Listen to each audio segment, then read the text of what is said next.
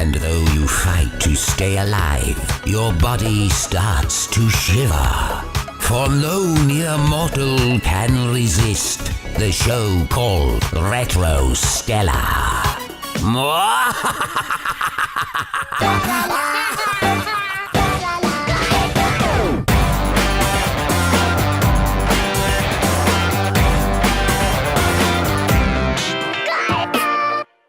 Hello Ground Control, I'm Paul, and welcome to Retro Stellar. This past weekend we experienced a full moon, and along with it the usual reports of peculiar petty crimes, which the TV newscasters often blame on the lunar cycle. The co-anchor typically offers a jaunty line about werewolves before winking through a transition to the 5-day forecast. So why werewolves?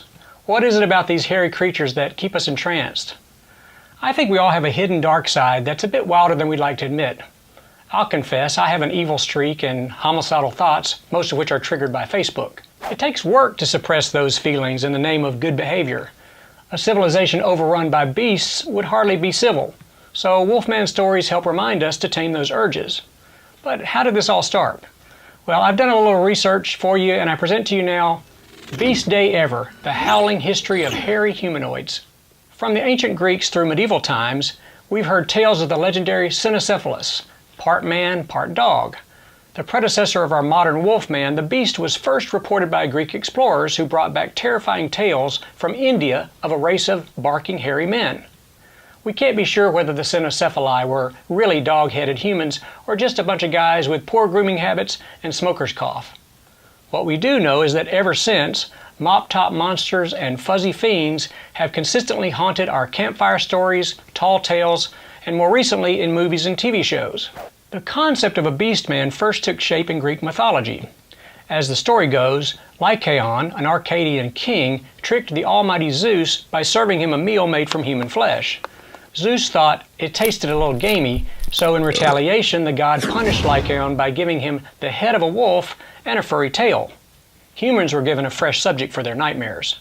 Eventually, werewolves appeared in the real world as a medical condition.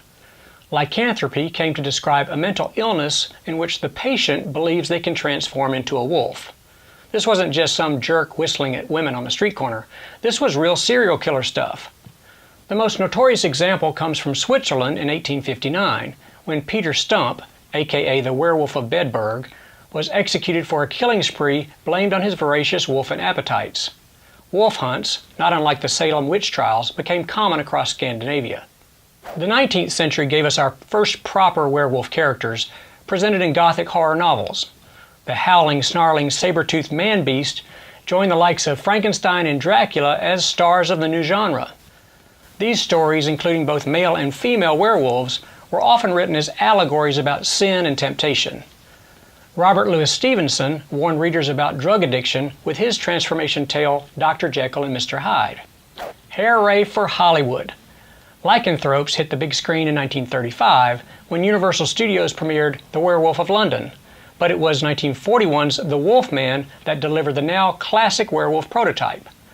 By the way, the movie's star, billed as Lon Chaney Jr., was actually born Creighton Chaney. He adopted the Jr. as his stage name at the insistence of studio executives who wanted to capitalize on his famous father's name. Werewolf movies continued to be popular favorites, and in 1957, we saw the Wolfman take on his biggest enemy yet, puberty. Future prairie dad Michael Landon got his big break in I Was a Teenage Werewolf, where his condition is a metaphor for teenage afflictions like acne, body odor, and heavy petting. The B-movie's success triggered a wave of high school horror movies perfect for the drive-in. In 1964, the Beastman archetype shrank to the small screen with an appropriately small werewolf named Eddie, the youngest member of the Munsters family. The show was a hit, forever linking actor Butch Patrick with his velveteen Fauntleroy suit and a widow's peak hairdo. We waited a while for the next werewolf craze, but the emergence of superstar makeup artists like Rob Bottin and Rick Baker in the 80s brought the golden age of on-screen transformations. Moviegoers lined up for a string of lycanthropic hits, including The Howling, Wolfen, Fright Night, and my favorite, An American Werewolf in London. Michael Jackson rode the fad all the way to a Grammy, portraying a werewolf in his 14-minute Thriller video, which was recently called the most famous music video of all time by the U.S. Library of Congress. Though it was thinning out by the mid-'80s, the genre coughed up one last hairball with Michael J. Fox's slam-dunking, breakdancing, van-surfing Teen Wolf. In Spain, the film was titled De Pelo en Pecho, which means hairy chest male. As we moved into the 2000s, we saw a decline in the popularity of werewolves and other hairy beasts, unless we're counting Alec Baldwin and Joaquin Phoenix. Recently, MTV brought back Teen Wolf in a much darker, more dramatic incarnation with no real connection to the 80s film. We've seen werewolf characters in the Harry Potter franchise, and every year or two a movie studio tries to boot up a new spin on the classic film, but none have clawed their way to blockbuster status. Even if it's been a while since the Wolfman was a star on the big screen, he's still a big part of popular culture, especially around Halloween. So with that in mind, I reached out on Twitter requesting your best werewolf jokes, and here are a few that came in. Warning, if you're allergic to bad puns, go ahead and click away now.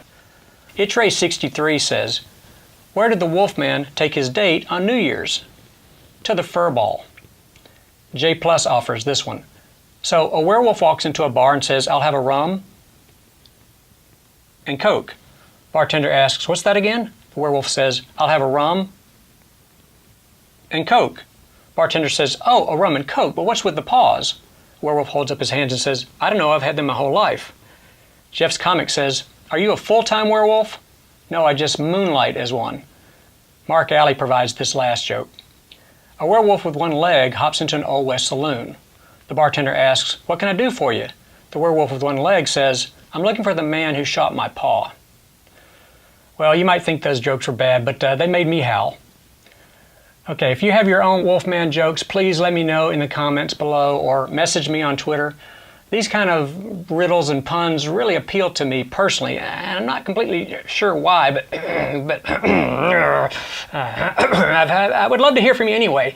That's about all the time I have now. I'll be back soon with another episode of Retro Stellar, remembering yesterday's tomorrow's today.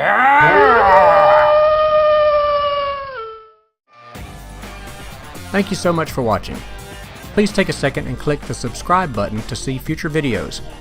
Go to overjupiter.com for the best sci-fi, superhero, and pop culture t-shirts on this or any planet. Use the code RETRO15 to save 15% store-wide. See you next time.